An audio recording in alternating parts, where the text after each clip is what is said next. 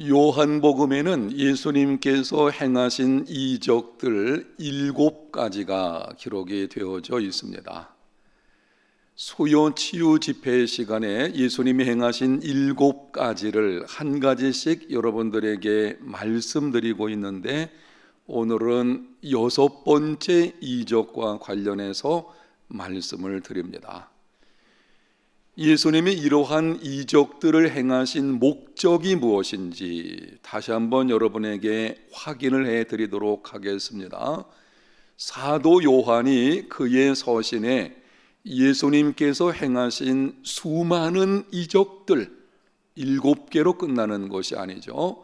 그 수많은 이적들 가운데서 특별히 7개를 선정해 가지고 기록한 목적이 무엇인지를 요한복음 20장 30절과 31절에 이렇게 기록을 합니다. 다 같이 한번 영상에 있는 말씀 읽어보겠습니다.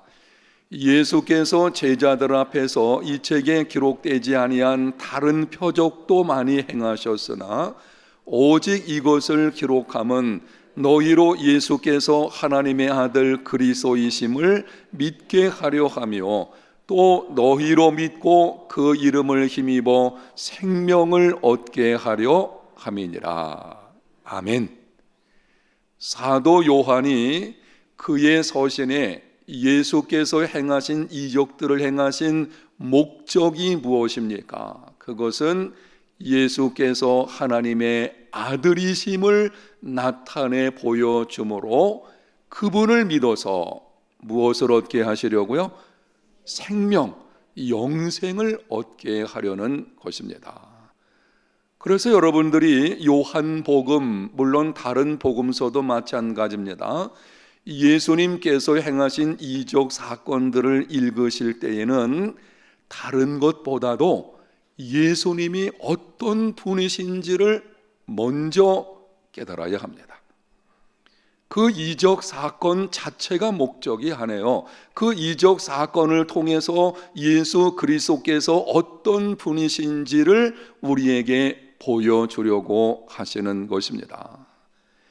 오늘 6번째 이적 사건을 말씀드리게 되면, 본문에 보게 되면 한 번은 예수님께서 제자들과 함께 길 가실 때에 날 때부터 소경된 자, 태어날 때부터 맹인된 자를 보셨습니다. 제자들이 물었습니다. 선생님, 이 사람이 맹인된 것이 누구 죄 때문입니까? 자기의 죄 때문에 이렇게 된 것입니까? 아니면은 부모의 죄 때문에 이렇게 된 것입니까? 당시 유대인들은 이상한 생각을 가지고 있었는데요. 사람이 태어나기 전에 그 전생의 영혼이 이미 존재했다라는 영혼 선제설을 이 사람들이 믿었습니다. 그런데 태어나기 전에 있던 그 영혼도 죄를 지을 수 있다, 이런 이상한 생각을 그 사람들이 가지고 있었어요. 그래서 묻는 것입니다. 자기 죄 때문입니까? 이거는 미신적인 생각이고 신학적으로 완전히 잘못된 것입니다. 부모의 죄 때문입니까? 이거는 가능할 수 있습니다. 전생의 영혼이 존재하느냐, 그런 측면이 아니고 부모가 괴약한 질병 같은 것을 가지고 있게 되면 그것이 자녀들 출산에 큰 영향을 끼칠 수도 있습니다. 그냥 여러분이 이해하고 들으십시오. 저는 길을 가다가 젊은 청년들이나 아니면 어떤 여인이 담배, 이 흡연을 하는 것을 보게 되면 조금 걱정스러울 때가 있어요. 이 흡연은 자녀 출산할 때에 그 자녀들에게 영향력을 상당히 끼칠 수 있습니다.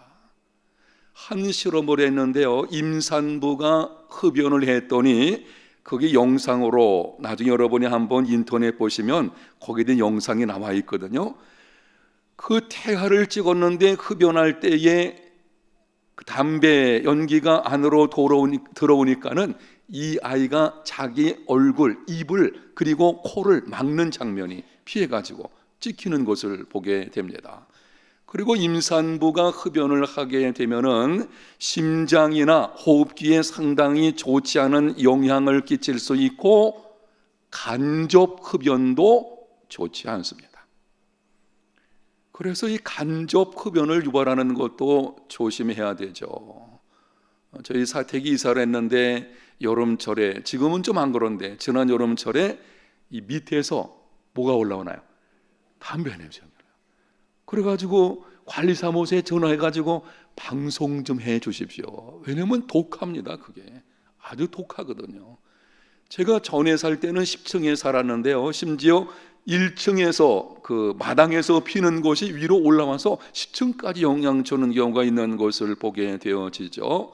그래서 이 흡연 문제는 오늘 밤에 나오신 여러분들은 흡연 안 하시죠?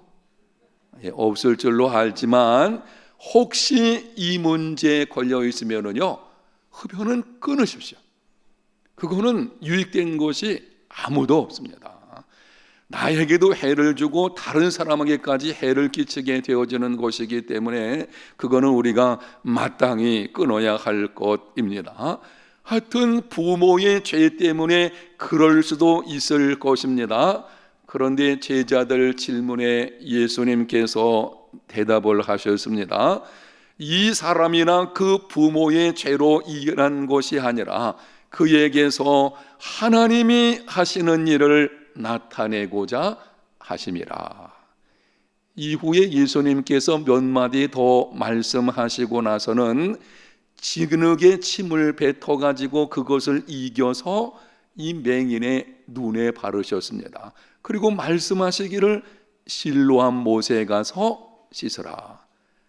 아니 여러분, 그 이해가 되는가요?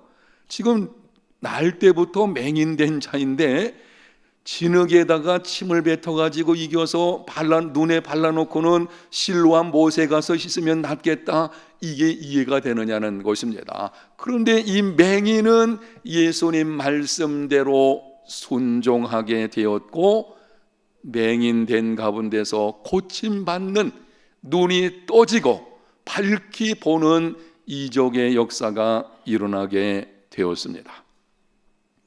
이 사건에서 예수님이 어떤 분이신지를 우리가 알아야 합니다. 예수님은 어떤 분이십니까? 한번 따라 합시다. 불행을 다스리시는 주님이시다. 이 사건을 통해서 예수께서 어떤 분이신지를 우리에게 말씀하시는데요, 그것은 불행을 다스리시는 주님이시다.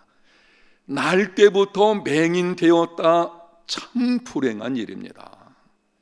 후천적으로 사고를 당해가지고 맹인된 것도 참 불행한 일이죠. 지금 총신대학 그 총장으로 새로 선출되신 분, 그 목사님 아주 귀하신 분인데요, 미랄 총재도 했었고 지금도 많은 일들을 하고 계시는 분이신데, 그분은 16살 땐가 사고로 맹인됐어요. 그런 경우들이 있는데, 사고로 후천적으로 맹인된 것도 참 불행한 일이지만 선천적으로 맹인이 되었다 생각해 보세요. 만물을 본 적이 없어요. 이게 무슨 색깔인지 색깔을 한 번도 본 적도 없습니다. 더구나 부모가 어떤 분이 어떻게 생겼는지 얼굴을 본 적도 없는 상태인 것입니다. 이렇게 불행 가운데 있는 자를 예수님께서 고쳐주심으로 그분은 불행을 다스리시는 주님이심을 우리에게 말씀해 주시는 것입니다. 여러분, 예수님은 불행을 다스리시는 주님이시기 때문에 예수님 안에 불행에 대한 해답이 있습니다. 아멘. 오늘 밤에 이걸 여러분이 잊으시면 안 돼요. 우리 인생사에서 찾아오는 많은 불행한 일들이 있어요. 맹인되는 것뿐만이 아니고 저와 여러분의 인생에서, 그리고 주변 사람들 가운데서 일어나는 많은 불행한 일들이 있는 것을 보게 되는데요, 이 모든 불행을 주관하시고 다스리시는 분은 예수 그리스도이십니다. 하늘과 땅의 모든 권세를 가지고 지금 통치하시는 분이시거든요. 성령으로 말미암아 우리 가운데 계시고 그분께서 우리의 모든 것을 인도하고 계시는 것입니다. 그분이 불행을 주관하시는 주님이시기 때문에 불행에 대한 해답은 그분 안에 있습니다. 불행한 일을 당하면 우리는 이렇게 질문합니다. 왜 나에게 이러한 일이 찾아오게 하셨습니까? 내가 어떻게 하면은 이 불행을 이겨낼 수 있겠습니까? 이 불행 가운데서 내가 무슨 일을 해야 하겠습니까? 이런 모든 질문들에 대한 대답이 예수 그리스도 안에 있습니다.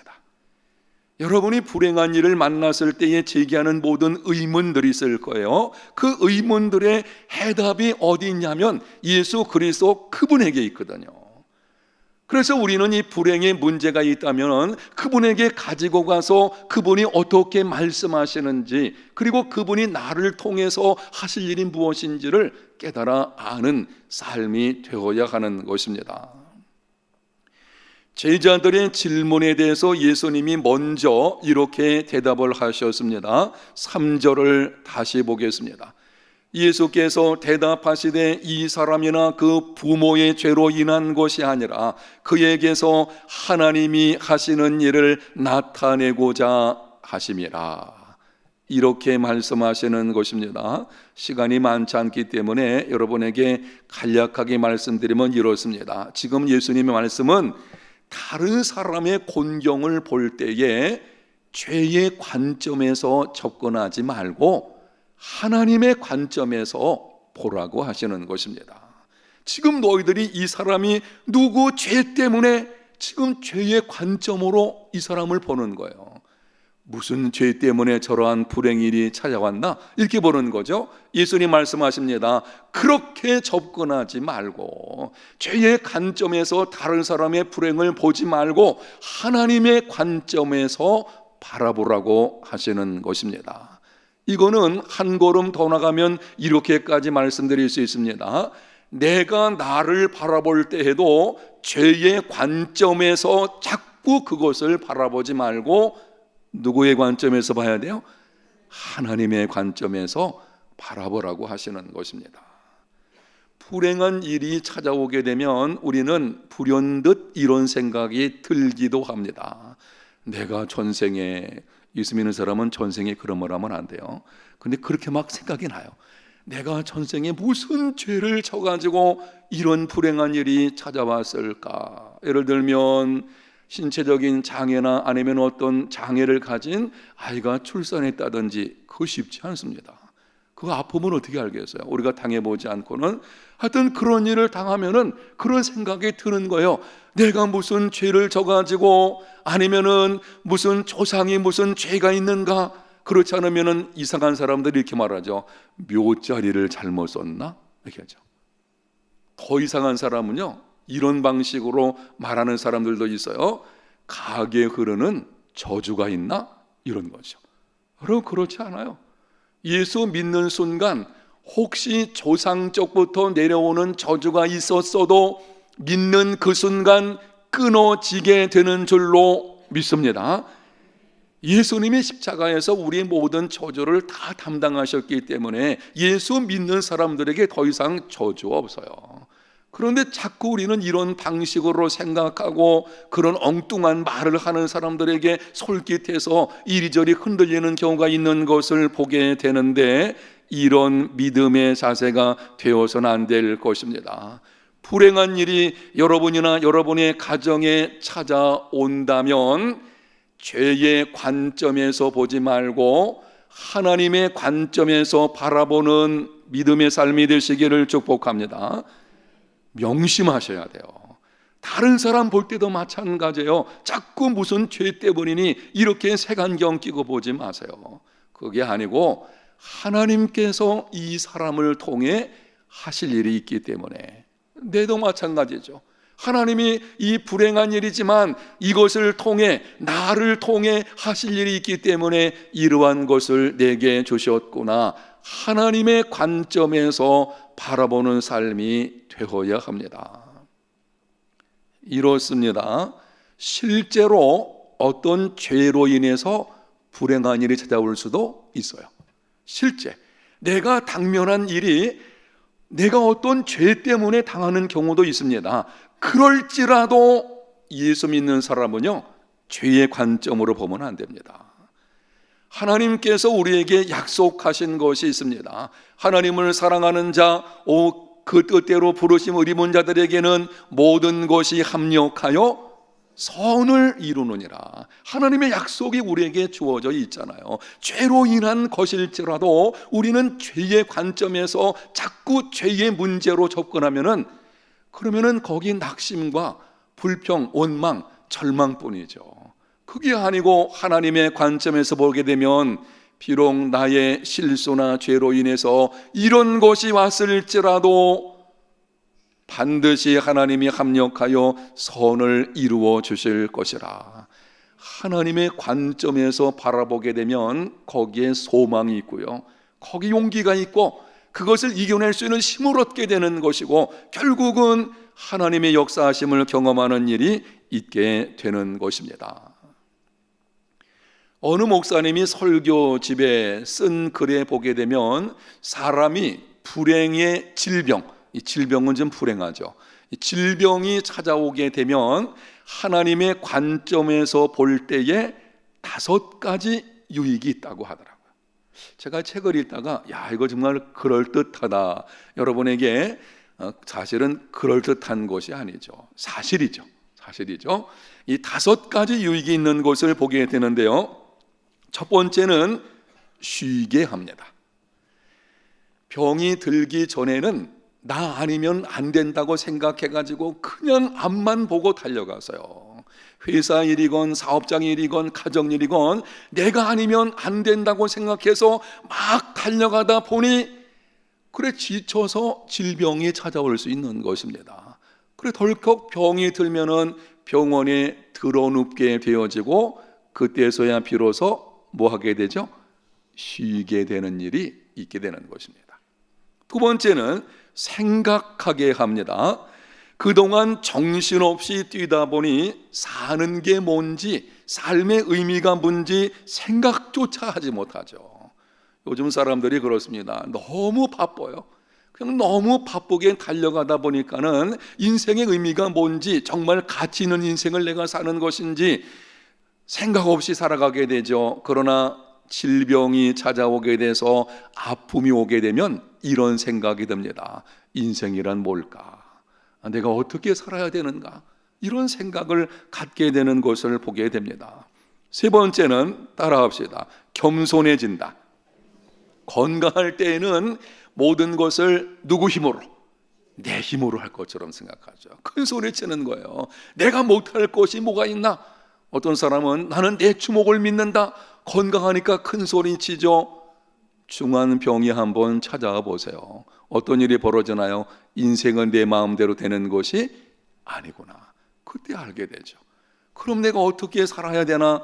겸손한 사람이 되는 것을 보게 됩니다. 네 번째는 화목하게 만듭니다. 지금까지는 내 중심으로 살았지만 병에 걸리면 다른 사람을 생각하게 됩니다. 저도 경험적으로 보게 되니까 그렇습니다. 내가 건강하고 막 달려갈 때에는 다른 사람이 잘 안 들어와요.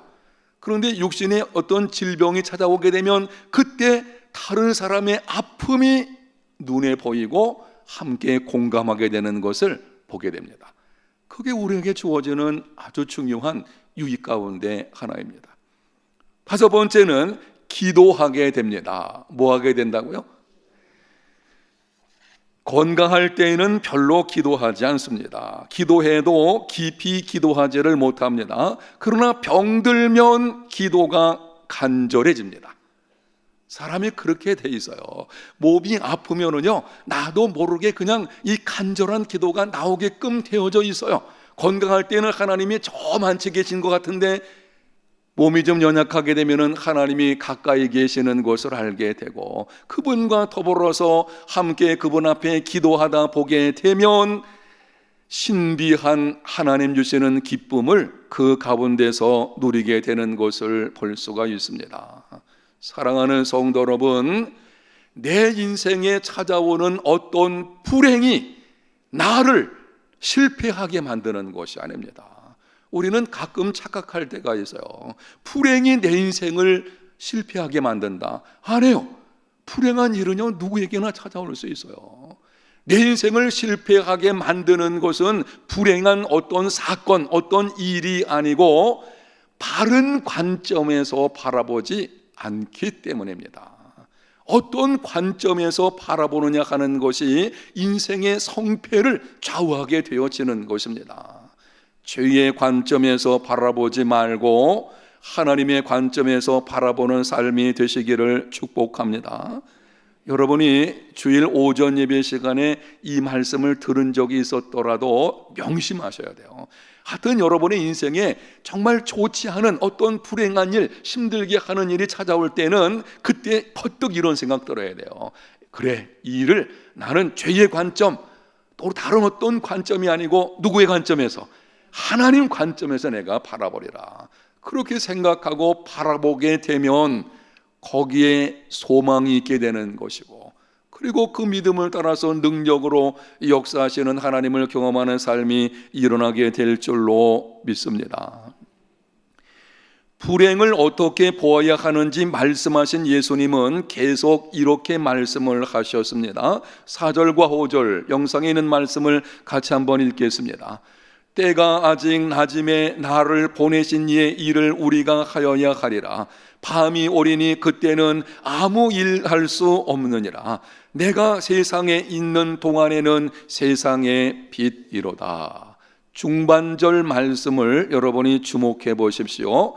예수님이 강조하시는 이 말씀이 있는데요, 나를 보내신 이의 일을 우리가 하여야 하리라.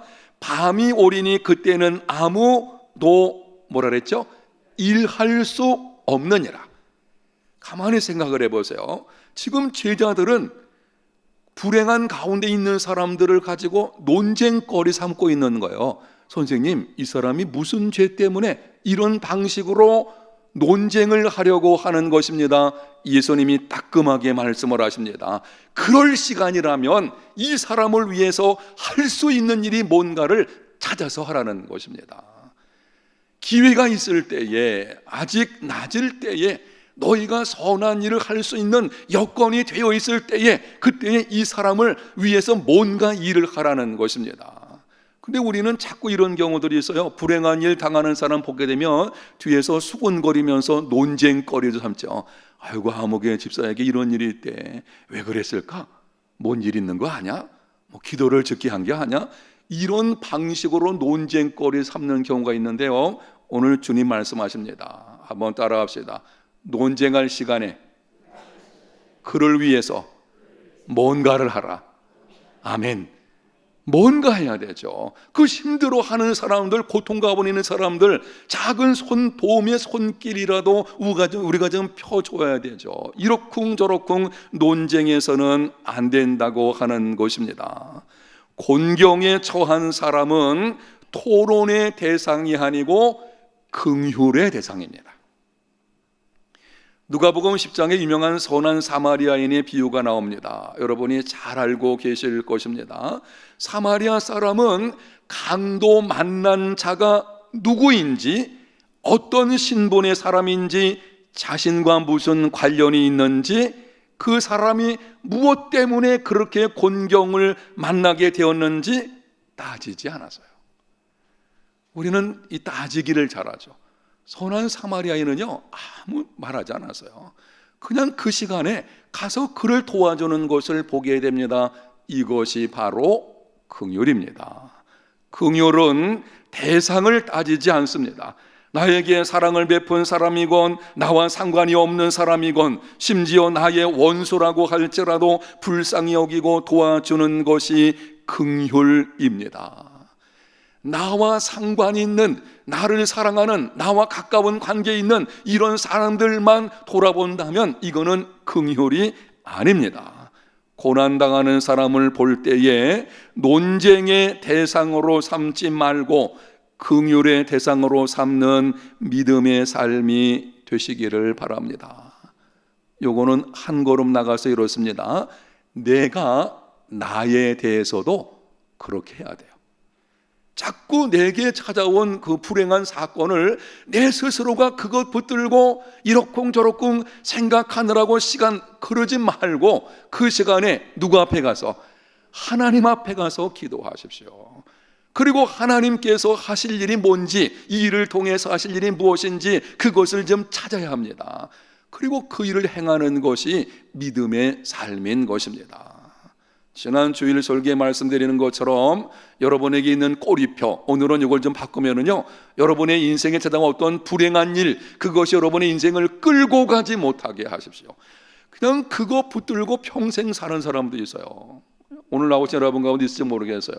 평생 그냥 과거의 그 어떤 불행한 사건, 그것 붙들고서 그때 그 일이 없었어야 되는 것인데, 그게 지금 내게 이러한, 아니 그게 언제 일인데 아직까지 그것 붙들고서 거기 매여 살아가는, 그 하나님께서 원치 않으시는 것입니다.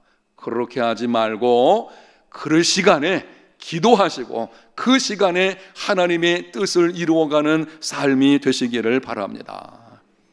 우리는 당면한 불행 자체를 해결해 달라고 기도를 합니다. 우리가 기도할 땐 그렇게 하죠. 하나님 아버지, 지금 내게 닥쳐온 이 불행이 속히 완전히 해결하게 해 주세요.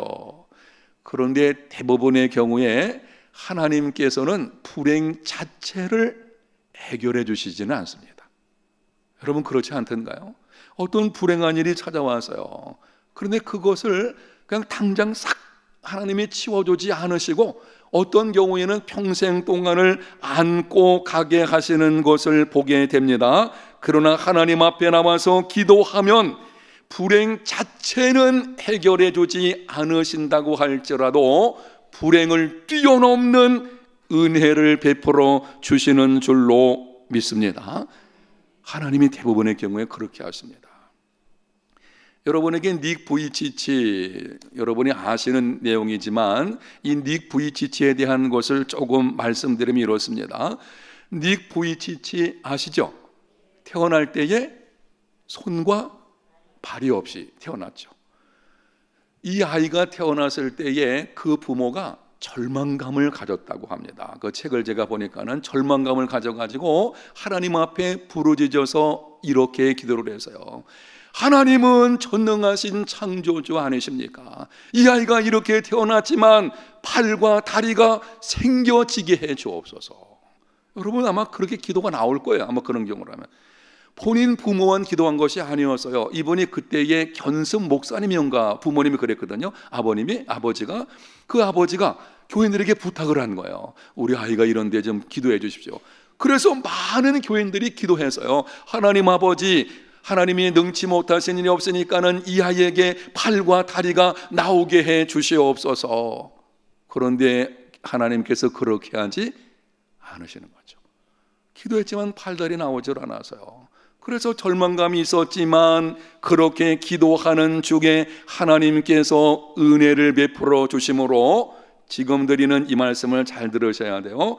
하나님이 은혜를 베풀어 주심으로 이 아이에 대한 하나님의 관점으로 볼 수 있는 눈을 열어주시는 거예요. 그리고 닉 부이치치도 성장하는 과정에서 자기 자신에 대한 이 불행, 정말 불행이죠. 팔과 다리가 없이 태어나는데, 그런데 그 불행에 대한 하나님의 관점에서 바라보게 하셨습니다. 팔과 다리가 없는 상황이지만 하나님이 행하실 일이 있음을 알게 하셨습니다. 절망 가운데서 일어났습니다. 최선을 다하여 배울 것을 배우고 할 수 있는 일을 찾아서 훈련받고 최선을 다하는 삶이죠. 그리고 소망이 한 가지 있었는데요, 장차 주님께서 다시 오시는 그날에는 내 몸은 완전하리라. 아멘. 신체 장애를 가진 사람은요, 주님 오시는 날이 간절할 거예요. 그날에 완전하거든요.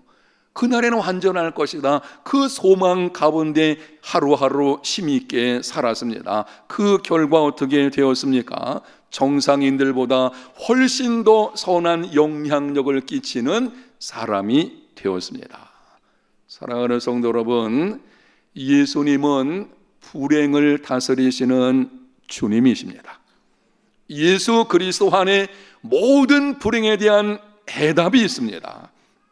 예수님께서 말씀하신 방식을 따라서 혹시 인생에 불행한 일이 찾아오거든 하나님의 관점에서 바라보십시오.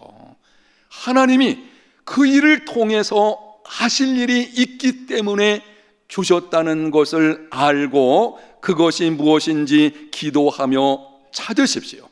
그리고 최선을 다하여 그 일을 행하는 믿음의 삶이 되시기를 바랍니다.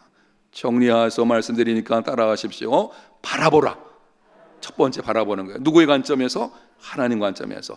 두 번째는 알아야 할 것이 있는데요, 하나님이 이 불행한 일을 통해서 하실 일이 있음을 알아야 돼요.